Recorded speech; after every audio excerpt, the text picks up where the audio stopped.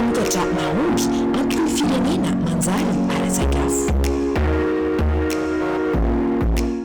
manoloana ny fitarainan'ny tantsaha mikasika ny vidim-bary izay ambany dia ambany tsy nihainy fotsiny ny fitondram-panjakana fa miasa ary miasa trany amin'ny alalan'ny ministeran'ny fambolena sy ny fiompiana sy ny ministeran'ny varitra ary ny fanjifana ka namoaka vahaolana ny raisan'ny mpisehatra rehetra.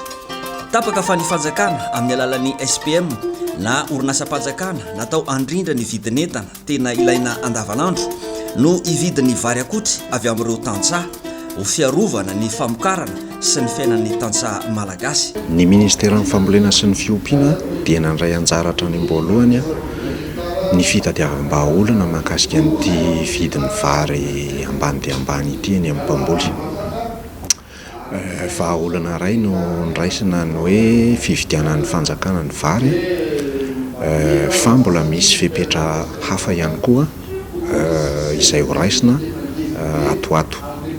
Mahakasika ny fifidianana ny vary io dia misy ny dinika ifotony sy ny fiomanana izay efa ataon'ny ministeran'ny fambolena sy ny fiompiana iarahana amin'ireo ratsamangaika rehetra voakasika mba hahafahana mandamina sy mandrindra izay fifidianan'ny SPM ny vary eny anivon'ny tantsaha sy ireo mpamokatra izay. Ny faritra efa iarahana zany zao dia Itasy Bongolava, Alaotra Mangoro.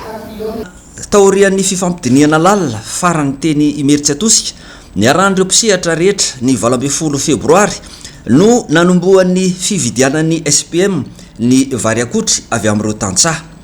Tanjona anome vidim-bary mangarahara ho an'ny mpamokatra, iarovana ny tombotsoan'ny tantsaha sy ny mpanangom-bokatra ary anatsara sy ampiakatra ny fari-piainan'ny vahoaka malagasy amin'ny fomba entitra sy maharitra. Raikitra ary fa 500 ariary isaky ny kilao ny vidin'ny vary akotry fariny ambany ividianana amin'ny tantsaha ho an'ny Bongolava sy Itasy.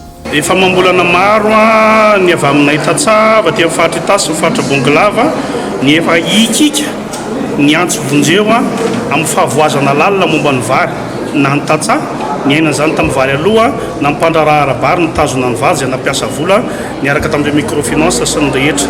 Na eno an'izany ny fanjakana dia nanantona nanao an'izao fifampiresahana amin'ny vantan'izao izay ke mitondra ny hevitray.